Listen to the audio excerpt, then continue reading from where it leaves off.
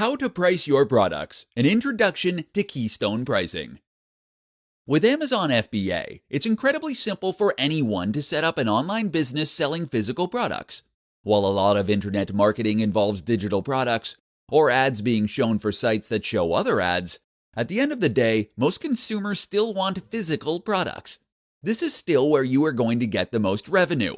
And by using Amazon FBA, you'll be able to sell any physical product you choose with no setup or hassle. The downside of that? It means a lot of people can end up investing large amounts into business plans that haven't been properly thought out. It means that they might not, for example, have considered how they are going to price their products. So with that in mind, this presentation is going to provide one solution: keystone pricing. Keystone pricing basically means that products are going to be sold for a price that is roughly double the wholesale price or cost of the product. The basic business model as a reseller is that you are buying up inventory in bulk in order to get it cheaper, and then selling that inventory onward for a profit. You get to keep the difference, which is how you calculate profit. It also works very well for Amazon FBA. So let's say that you have invested in 100 jeans. You paid $1,000 for these, meaning that they cost you $10 each. Keystone pricing would dictate that you sell them on for $20.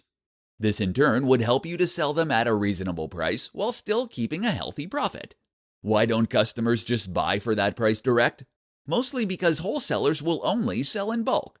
Okay, so is this a perfect strategy? Not quite. For one, this is only one method you can use to calculate price. Another effective option is something called the 1-to-5 rule. This means that you should sell for 5 times the original COGs, cost of goods sold. If the wholesaler charges a big markup though, then this won't be possible without eating into your profits.